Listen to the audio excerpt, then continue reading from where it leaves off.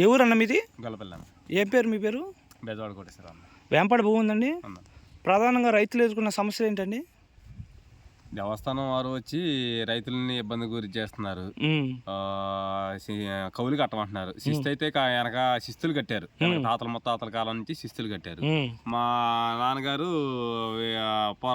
పోరాజు వచ్చిన ఆస్తిని మా నాన్నగారు కొనుక్కున్నారు. మా నాన్నగారి పేరు రిజిస్ట్రేషన్ కూడా అయింది. దాన్ని ఈరోజు మీరు ఎలా కొన్నారు, ఎందుకు కొన్నారు అని చెప్పేసి దేవస్థానం వారు వచ్చి మమ్మల్ని ఇబ్బందులకు గురి చేస్తున్నారు. కౌలు కట్టమంటున్నారు. కౌలు కట్టమంటున్నారు.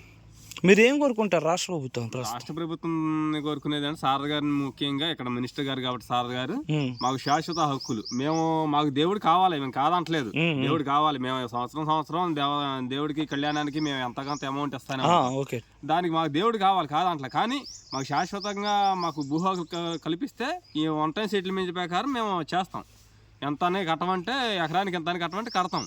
అంతేగాని వీళ్ళు వచ్చేసి వీళ్ళ ఇష్టానుసారంగా దౌర్జన్యం చేసేసి. ఎవరని చేసేది? దేవస్థానం వారే.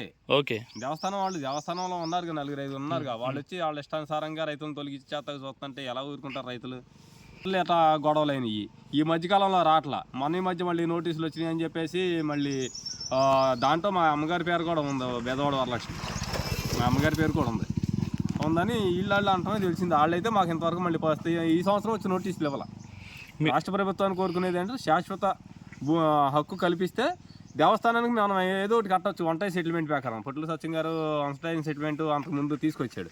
అలానే ఉంది ఇప్పుడు నిమ్మగడ్డ నరసింహ సిపిఎం తరఫున వీళ్ళు ఏదో ఒకటి చేస్తే వన్ టైం సెటిల్మెంట్ ప్రకారం కడతాం డబ్బులు. మాకు శాశ్వతంగా భూ హక్కు కల్పిస్తే చేయొచ్చు. అదన్న.